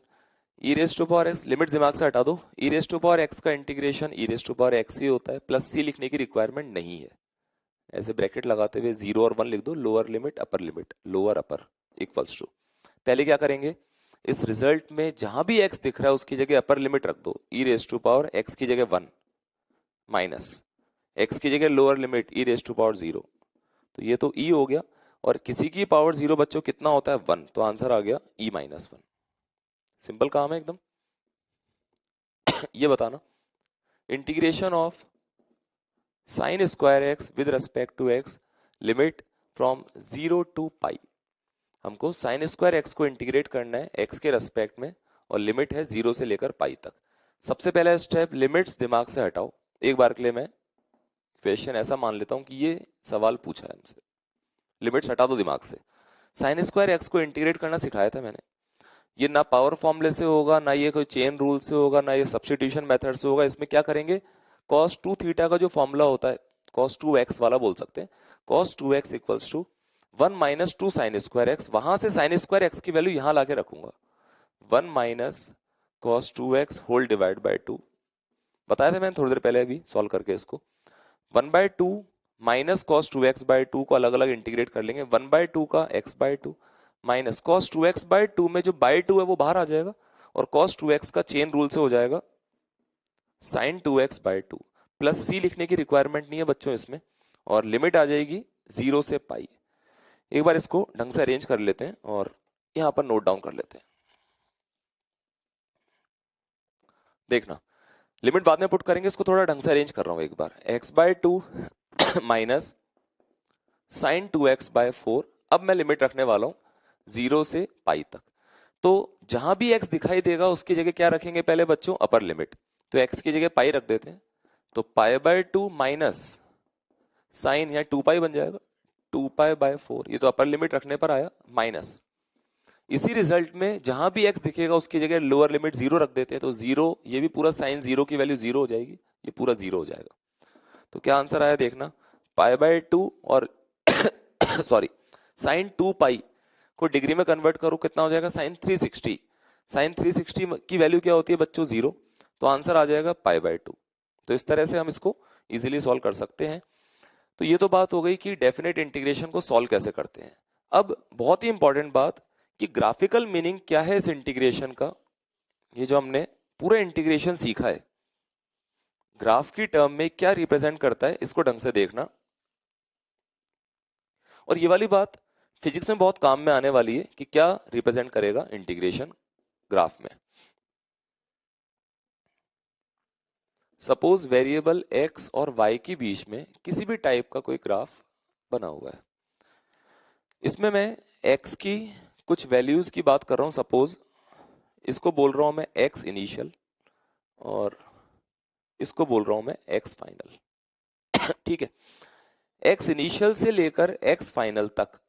अब देखना सपोज मैं ये वाली एक्सिस x एक्सिस है, इस x वाली एक्सिस पर आता हूं और इस वाले जनरल किसी x के करस्पॉन्डिंग कुछ फंक्शन की वैल्यू रही होगी। फंक्शन की वैल्यू का मतलब y की वैल्यू, ये है हमारा y, इसके करस्पॉन्डिंग। सपोज मैंने x में बहुत स्मॉल चेंज किया, डायग्राम में फिर भी थोड़ा ज्यादा चेंज दिखा रहा हूं, ये है x प्लस dx, इसके करस्पॉन्डिंग ग्राफ पे गया। ठीक है, मैं इस थिकनेस को, इस विड्थ को, जिसको मैं dx बोल रहा हूं, dx ही तो होगा ना, ये x था, ये x प्लस dx था, तो इनका डिफरेंस ये लेंथ आएगी dx। मैं अप्रोक्सीमेटली इस वाली स्ट्रिप को, ये जो मैं शेडेड पार्ट दिखा रहा हूं ये वाला पार्ट, इसको लगभग एक रेक्टेंगल मान सकता हूं। तो इस रेक्टेंगल का जो एरिया है, एरिया ऑफ स्ट्रिप, अगर मैं लिखूंगा तो क्या लिखूंगा रेक्टेंगल मानते हुए, बेस इनटू हाइट। ये तो है dx, ये है y, मींस क्या बन जाएगा y dx। ठीक है, अब अगर मैं x इनिशियल से x फाइनल तक इस तरह की बहुत सारी स्ट्रिप्स बनाता, ये स्ट्रिप, ये वाली स्ट्रिप, ये वाली स्ट्रिप, इस तरह से स्ट्रिप्स बनाता जाऊं और सारी स्ट्रिप्स के एरिया को जोड़ दूं, उनका समेशन कर दूं। तो अब ढंग से सुनना, इंटीग्रेशन का मीनिंग होता है ऐड करना। तो एरिया ऑफ स्ट्रिप अगर इतना है और मैं सारी स्ट्रिप्स का एरिया मतलब टोटल एरिया की बात करूं, टोटल एरिया, तो मुझे क्या करना पड़ेगा, समेशन ऑफ किसी एक स्ट्रिप का एरिया जो था y dx, ये था एक स्ट्रिप का एरिया। सिंबल का मतलब होता है ऐड करना, समेशन करना। मैथमेटिकली इस ऑपरेशन को इंटीग्रेशन सिंबल से दिखाया जाता है, तो इस सिंबल को क्या लिखूंगा, ऐड करना, इंटीग्रेशन y dx। तो ग्राफिकल मीनिंग क्या है, किसी भी ग्राफ में एक्स इनिशियल से एक्स फाइनल तक वो ग्राफ जितना भी एरिया बनाता है, वो टोटल एरिया अगर मुझे निकालना है तो उसको मैथमेटिकली कैसे निकाल सकते हैं, integration of that function with respect to x, इस तरह से हम उसको कैलकुलेट कर सकते हैं। तो ये तो बात हो गई ग्राफिकल मीनिंग की। इसी से रिलेटेड एक दो बातें और समझते हैं बच्चों।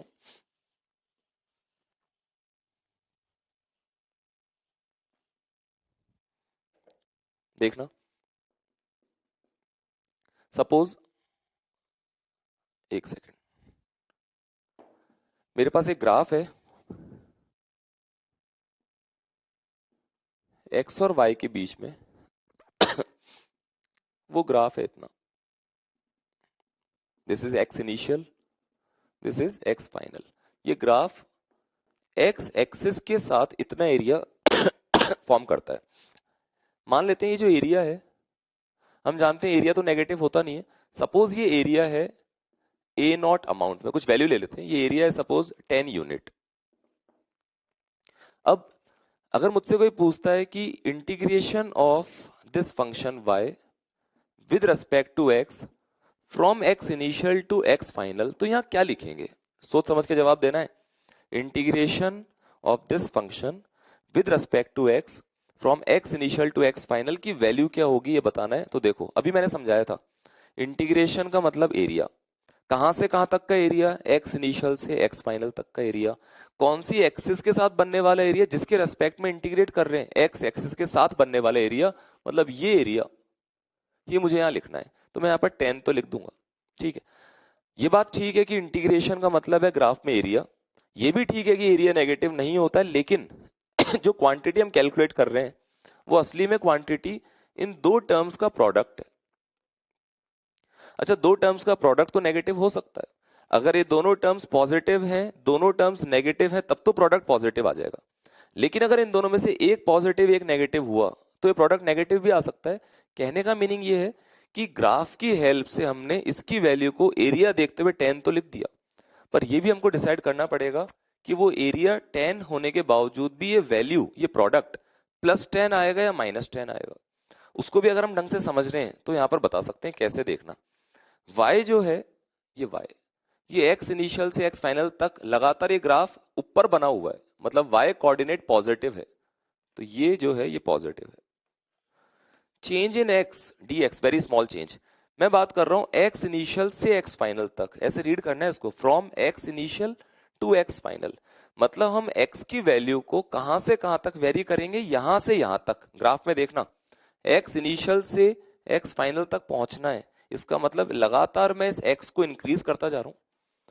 कोई भी क्वांटिटी लगातार इंक्रीज होती है तो उस क्वांटिटी में जो चेंज है, final value minus initial value, वो क्या आता है, पॉजिटिव। तो dx क्या है यहां पर, पॉजिटिव। पॉजिटिव इंटू पॉजिटिव क्या आएगा, पॉजिटिव। अब अगर यही सपोज ऐसे होता, अलग अलग केस लेके बता रहा हूं मैं आपको। सपोज फिर से मैं x इनिशियल से x फाइनल तक, ये ग्राफ जो एरिया फॉर्म करता है x एक्सिस के साथ, वो एरिया मान लो 10 यूनिट होता, एरिया तो नेगेटिव होता नहीं है। अगर कोई पूछता है कि मुझसे यहां पर integration of y dx from x initial to x final की वैल्यू क्या होगी विद साइन, साइन ही बताना होता है हमेशा क्योंकि है तो मैथमेटिकल टर्म। तो सबसे पहले तो मैं क्या करूंगा, ग्राफ में यहां से वहां तक का जो एरिया है वो 10 गिवन है तो 10 लिख दूंगा। अब प्लस माइनस डिसाइड करना है, तो देखो ये ग्राफ का y कोऑर्डिनेट यहां से यहां तक लगातार नेगेटिव है, ये y जो है ये नेगेटिव है। चेंज इन x देखना है तो यहां देखना पहले, we are changing the value of x from x initial to x final.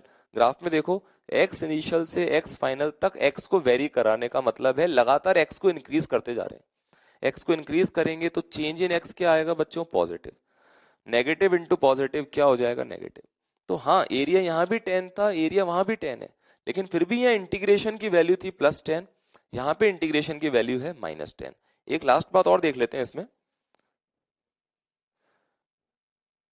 Suppose x और y के बीच में कुछ इस तरह का ग्राफ है, x initial x final. Suppose ये जो एरिया है ये अभी भी मैंने वही लिया है समझाने के लिए 10 यूनिट। अब कोई मुझसे पूछता है यहाँ पर कि इंटीग्रेशन ऑफ y dx, अब ढंग से देखना, x फाइनल से x इनिशियल तक, इसकी वैल्यू लिखनी है। फिर से वही बात, इंटीग्रेशन का ग्राफिकल मीनिंग एरिया, यहां से यहां तक का एरिया, x फाइनल से x इनिशियल तक ये जो एरिया बना हुआ है, तो 10 अमाउंट तो है वो। अब वो प्लस माइनस देखना है तो फिर से देखो, y की वैल्यू यहां से यहां तक लगातार y कोऑर्डिनेट पॉजिटिव है, ये y है पॉजिटिव। dx की वैल्यू, इस बार हम x को चेंज कर रहे हैं, x फाइनल से x इनिशियल तक, x फाइनल से x इनिशियल तक x को वेरी कराया जा रहा है, मतलब लगातार x की वैल्यू को कम कर रहे हैं। x अगर लगातार कम होता जा रहा है मतलब चेंज इन x नेगेटिव होगा, तो dx क्या होगा, नेगेटिव। पॉजिटिव इंटू नेगेटिव बच्चों क्या आ जाएगा, नेगेटिव।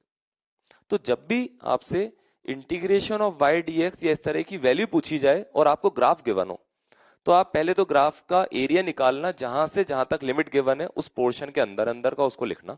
उसके बाद ये डिसाइड करना कि उसकी वैल्यू, पूरे इंटीग्रेशन की वैल्यू पॉजिटिव आएगी या नेगेटिव आएगी। उसका तरीका मैंने आपको सिखा दिया है। इस पर बेस्ड कुछ न्यूमेरिकल्स और कर लेते हैं, तो करते हैं कुछ न्यूमेरिकल्स। तो कुछ क्वेश्चंस करते हैं बच्चों, इस ग्राफिकल जो मीनिंग मैंने बताया उस पर बेस्ड। सपोज एक स्ट्रेट लाइन की इक्वेशन गिवन है, y equals to 4x plus 3 and we have to find area enclosed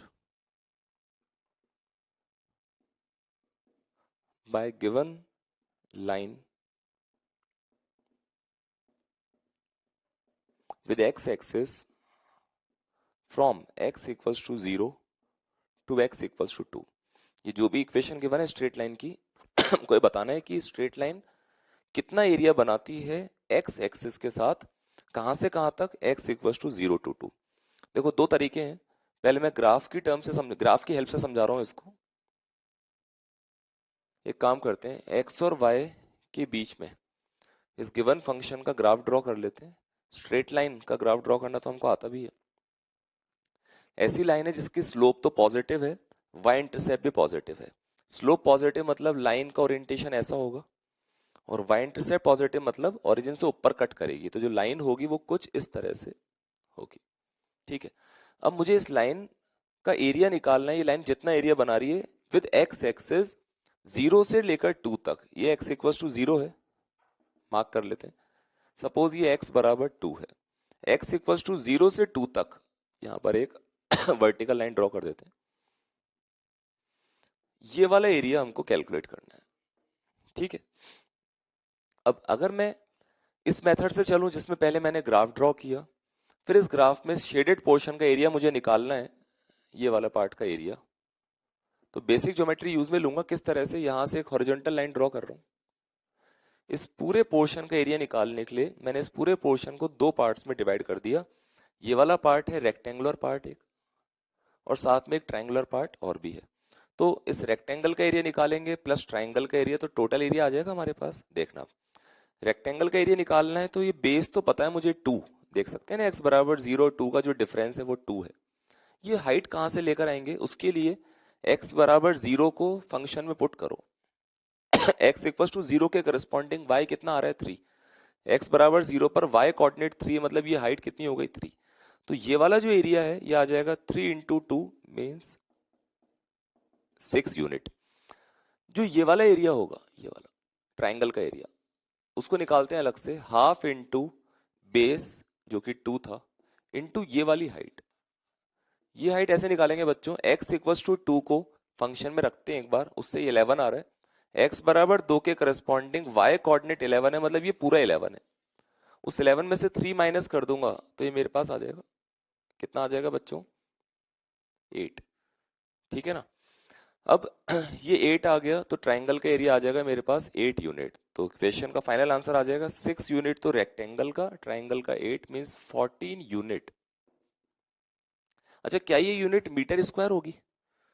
बचपन में तो यही पढ़ा है ना तुमने, एरिया की unit metre square, centimetre square, kilometre square होती है। तो यहाँ नहीं होगी, यहाँ एरिया ग्राफ का एरिया है, और ग्राफ के एरिया का मतलब है ये वाली डायमेंशन इंटू ये वाली डायमेंशन।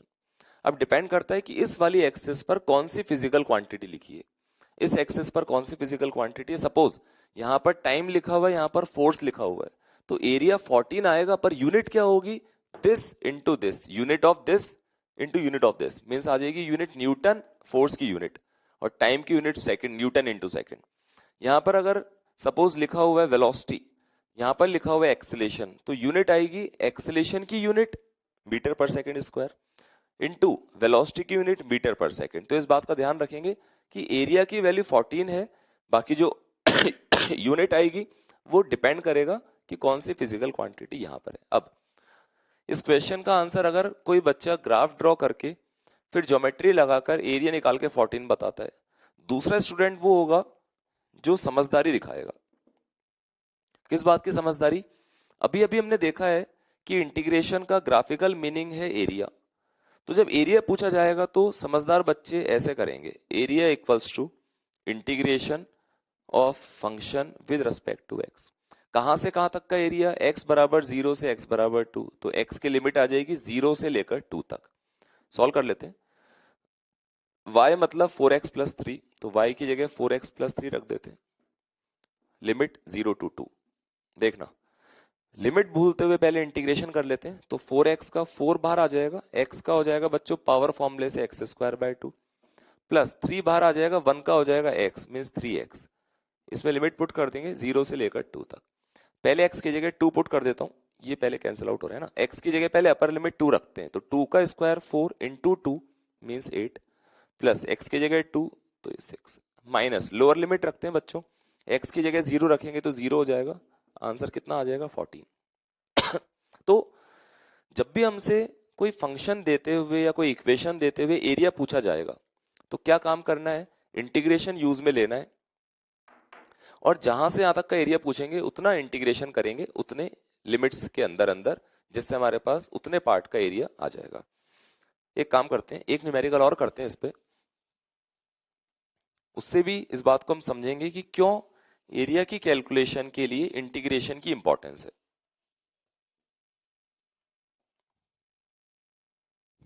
देखना बच्चों, सपोज एक ग्राफ गिवन है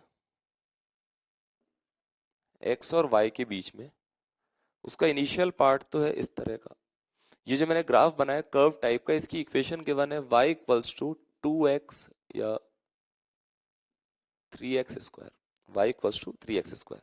इसी के आगे एक हॉरिजॉन्टल लाइन, और थोड़ा सा और एक्सटेंड कर लेते हैं इसको, इसी में आगे एक स्ट्रेट लाइन कुछ नेगेटिव स्लोप वाली, ठीक है। इसमें कुछ वैल्यूज बता देता हूं, जैसे x इक्वल्स टू 0, सपोज ये x इक्वल्स टू 2, ये x equals to 4, this is x equals to 6।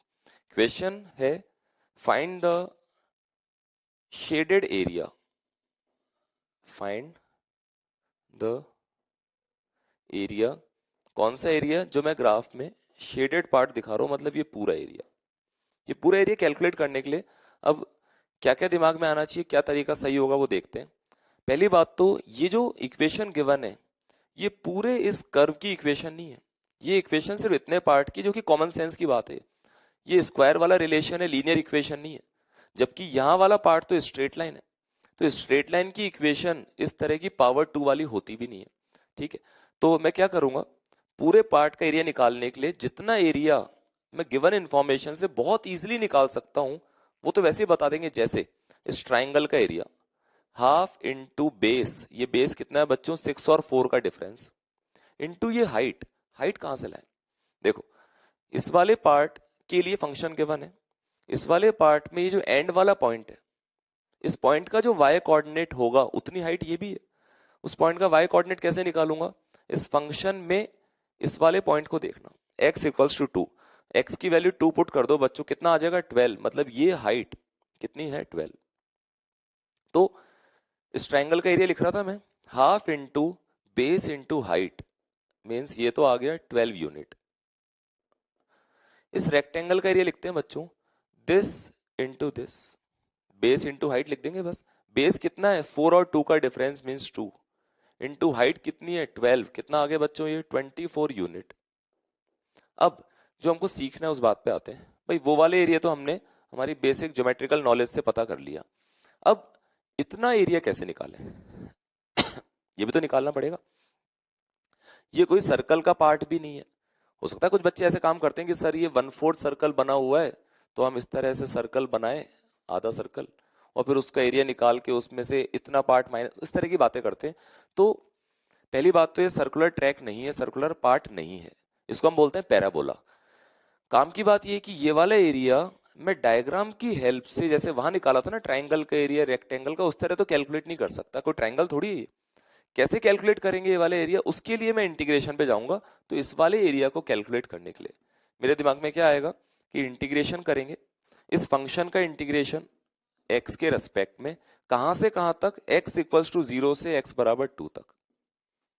क्या x बराबर 0 से सीधे 6 तक अगर मैं इसको इंटीग्रेट कर दूं तो मेरे पास टोटल एरिया नहीं आएगा क्या, बताओ? नहीं, क्योंकि x इक्वल्स टू 0 से 6 तक ये जो y dx लिखा है, ठीक है y dx तो ठीक है इसमें, लेकिन ये y equals to 3x square सिर्फ इतने पार्ट के लिए। इस वाले पार्ट का जो इक्वेशन होगी इस पार्ट की, वो y equals to 3x square नहीं है, उसके कुछ और आएगा।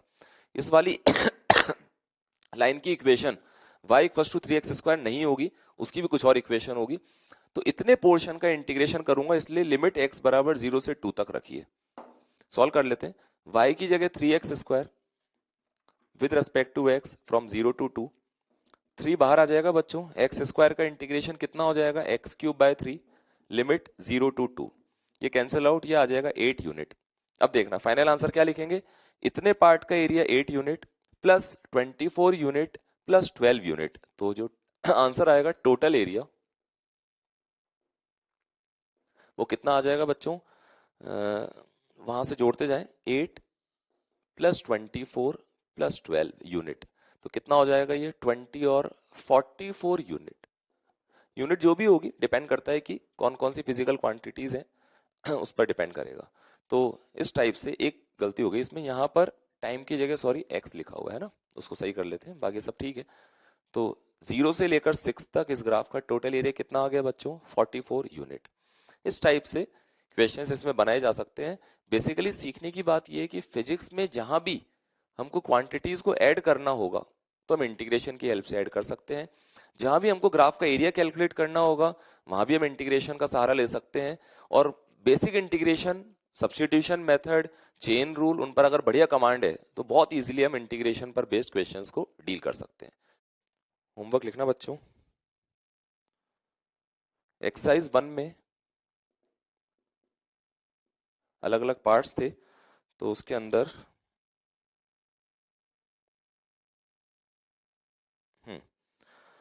पार्ट 1 जो था फंक्शन डिफरेंशिएशन वो हम कर चुके हैं, और पार्ट 2 जो है इंटीग्रेशन उस पे आना पड़ेगा, उसको स्टार्ट करना है। पार्ट 2, पार्ट सेकंड इंटीग्रेशन वाला पार्ट है, इसमें आप कितना कंप्लीट करके आ सकते हैं, देखो इंटीग्रेशन पूरा पढ़ लिया हमने तो इजीली हम इसमें सेक्शन ए कंप्लीट कर सकते हैं।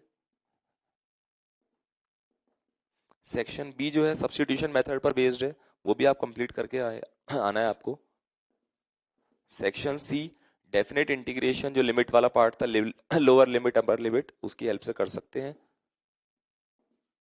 Section D calculation of area, ये भी हम देख चुके हैं। और पार्ट 2 के अंदर एक्सरसाइज 1 में इतना ही है। इसके बाद एक्सरसाइज 2 के अंदर भी अटेम्प्ट करके आ सकते हो आप। एक्सरसाइज 2 में बच्चों हम जो फंक्शन वाला पार्ट है, जो डिफरेंशिएशन वाला है, उसको अटेम्प्ट भी कर चुके हैं, डिस्कस भी कर चुके हैं। तो इसमें भी इंटीग्रेशन वाला जो पार्ट है वो है पार्ट 2, पार्ट सेकंड इंटीग्रेशन वाला पार्ट। इसमें अलग अलग सेक्शंस नहीं है, क्वेश्चंस की नंबरिंग है। तो इसमें आप क्वेश्चन नंबर 1 से लेकर और सारे सवाल कवर करते हुए क्वेश्चन नंबर 12 तक, 1 टू 12 ढंग से देखना, क्वेश्चन नंबर 1 से लेकर 12 तक क्वेश्चंस को अटेम्प्ट करके आ सकते हैं। इसमें आगे और देखें होमवर्क में, थोड़ा सा होमवर्क में अब एक्सरसाइज 3 में भी दे देता हूँ, अभी तक नहीं दिया होमवर्क एक्सरसाइज 3 में। एक्सरसाइज 3 में बच्चों आपको जो अटेम्प्ट करना है वो है पार्ट सेकंड के अंदर, ढंग से देखना, part second comprehension number 2, comprehension आप करके आ सकते हैं। कॉम्प्रिहेंशन नंबर 2, इसमें 3 क्वेश्चंस हैं, इसमें लिख भी देता हूं, इसके अंदर क्वेश्चन नंबर 4, 5, 6, ये 3 सवाल आप अटेम्प्ट करके आ सकते हैं। उसके अलावा अगर इसके अंदर और देखें या एक काम करते हैं, अभी तो आप इतना ही करके आओ, एक्सरसाइज 1 में ये, एक्सरसाइज 2 में ये, एक्सरसाइज 3 में ये, इसका डिस्कशन करेंगे नेक्स्ट क्लास में। उसके बाद नेक्स्ट क्लास में हम वेक्टर को स्टार्ट करेंगे। तो मिलते हैं बच्चों फिर नेक्स्ट क्लास में। Bye bye.